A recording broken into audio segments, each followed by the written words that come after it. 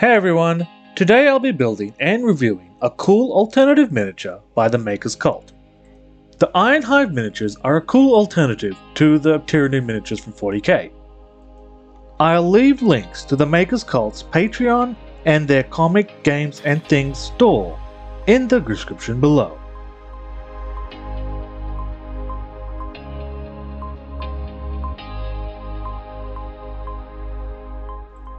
The model I am building here is a Dimaxatron.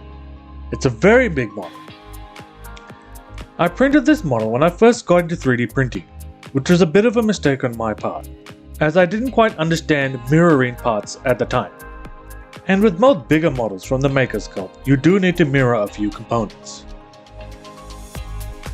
The file does come with instructions, but with so many parts that you have to mirror, it gets quite confusing.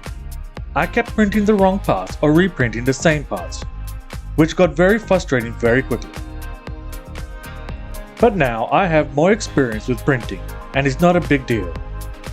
If I could add one thing to the instructions, that would be adding pictures of all the components that require to be mirrored.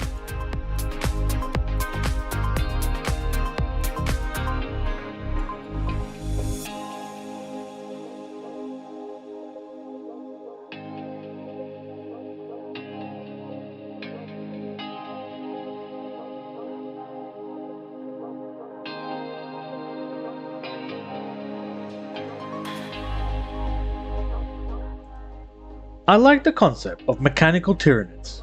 The Maker's Cult have done a very good job with blending organic parts with mechanical. I really love the muscle fiber details on the arms and legs. And being able to see the brain is a cool little grim dark detail.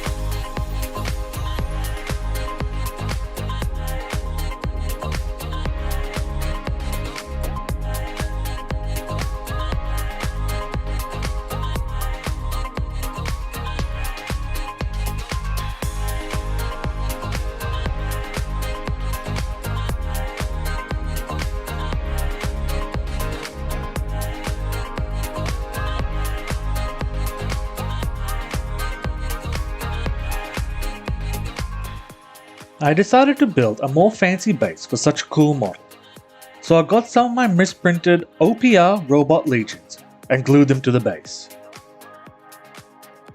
In hindsight, I could have used a smaller base. I thought I could give it a very wide stance, that is why I used such a big base. I felt the bigger footprint on the battlefield would suit the size of this model. But with it standing on the wreckage, it didn't look right with such a wide stance, so I had to close in the stance, which wasted a lot of the base. The rocks I used on the base were made from drywall spackle. I had some spackle that was starting to dry out and I didn't want it to go to waste, so I got some parchment paper and crumbled the spackle all. I had some big and small pieces for some variations. This material is very easy to work with, and to resize, depending on your needs. But you need to be careful when handling these bases, as you can easily break the rocks. When gluing resin parts together, you need to use either superglue or 2-part epoxy.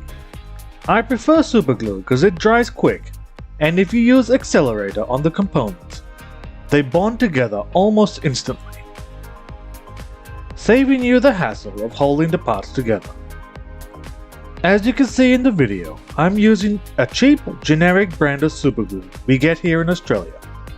Nothing fancy.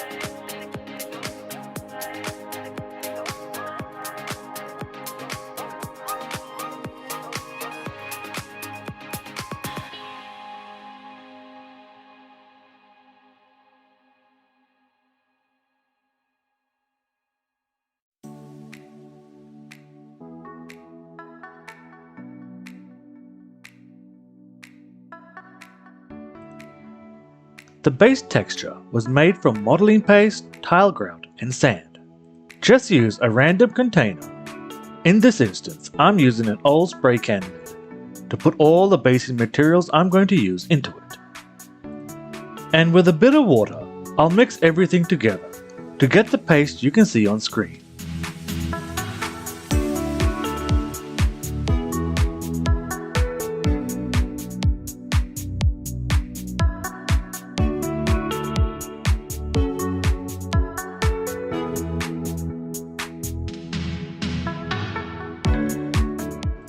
Then just apply it liberally all over the base, making sure you get it in between all the details.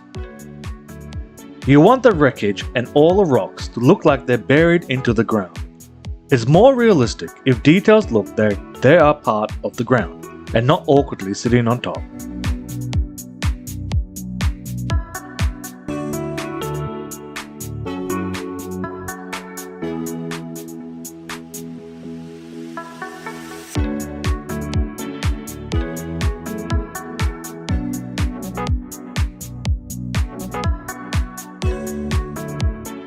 You can even use this mixture as an adhesive for sticking rocks. If you do use this mixture to stick other materials down, make sure you push it down as much as you can, and then use a brush to blend the paste back into the details. At the end, I just sprinkle some sand over the base, just for some added texture, but that's totally up to you if you want that look. To make sure the sand is actually stuck on the base, I'll add some super glue to it. And to finish off the base, I'll take my paper towel and clean up the rim of the base.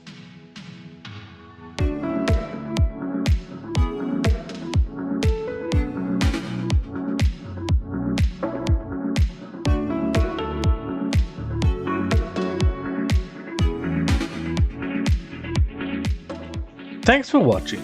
Please like, subscribe, and if there's anything you would like to see me cover, please leave it in the comments below. And I will see you in my next video.